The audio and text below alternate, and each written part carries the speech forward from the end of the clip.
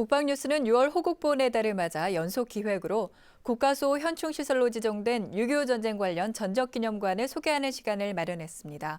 오늘은 8번째 시간으로 자유수호 평화박물관, 그리고 에티오피아 한국전 참전기념관을 소개합니다. 이곳은 유엔 참전용사들의 명예선양과 전후 세대들에게 자유와 평화의 소중함을 체험할 수 있게 해주는 산교육장으로 활용되고 있습니다. 양희룡 기자입니다.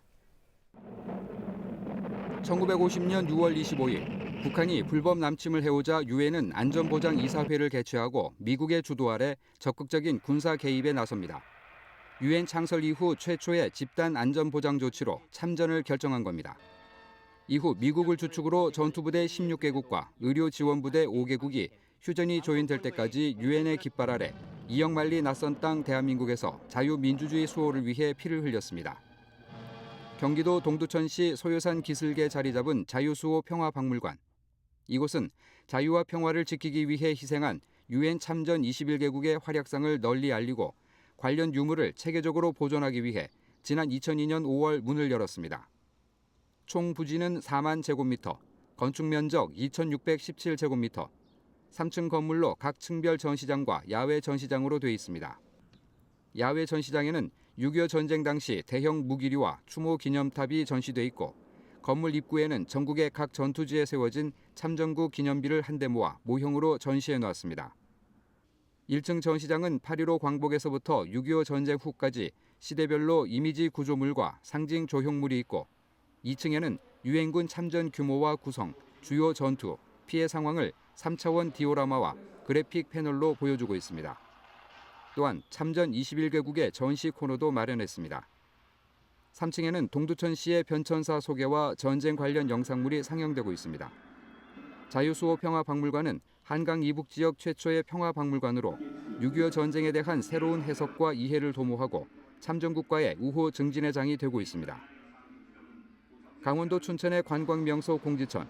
이곳엔 유엔군 참전국 가운데 유일하게 에티오피아 참전 기념관이 있습니다. 6.25 전쟁 당시 춘천 근교에서 크게 활약한 에티오피아군의 전공과 희생 정신을 기리기 위해 지난 2007년 3월 개관했습니다. 기념관은 건물 면적 530제곱미터 규모로 에티오피아 전통 가옥 양식인 돔 형태로 지었습니다. 1층에는 에티오피아군의 참전 과정과 전투 상황, 각종 물품 등이 전시돼 있고 2층에는 에티오피아의 역사와 문화, 생활 풍습 등을 살펴볼 수 있는 풍물 전시실과 교류 전시실을 설치해 놓았습니다. 에티오피아는 6.25 전쟁에 상대에게 결정적 타격을 주거나 괴멸시킨다는 뜻의 강류 대대를 참전시켰습니다.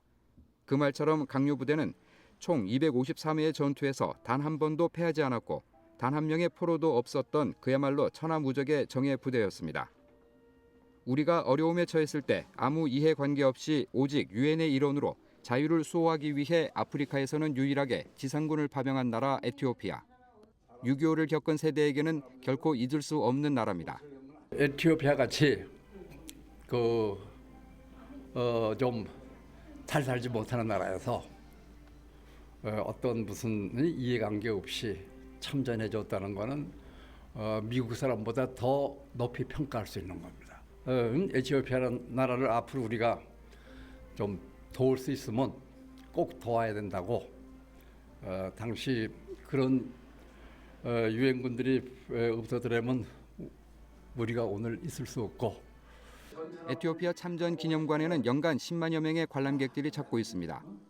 참전국 가운데 기념관을 건립, 유지하고 있는 국가는 에티오피아 한국전 참전기념관이 유일하기에 우리나라를 찾는 에티오피아 유학생, 산업연수생, 관광객들에게 이곳 춘천, 그리고 에티오피아 한국전 참전기념관이 한 번쯤 꼭 들려야 할 성지 역할을 하고 있습니다. 힘든 시절 우리를 도왔던 형제의 나라 에티오피아를 잊지 않고 앞으로도 많은 분들이 찾는 기념관이 되었으면 합니다. 우리나라와 에티오피아는 현재 정부 차원을 넘어 민간 분야에서도 활발한 교류를 이어가고 있습니다. 도움을 받던 나라에서 이제는 도움을 주는 나라로 성장한 대한민국. 유엔 참전국과 참전 용사들에 대한 존경과 감사의 마음은 전후 세대인 우리가 이어가야 할 몫입니다. 국방뉴스 양희룡입니다.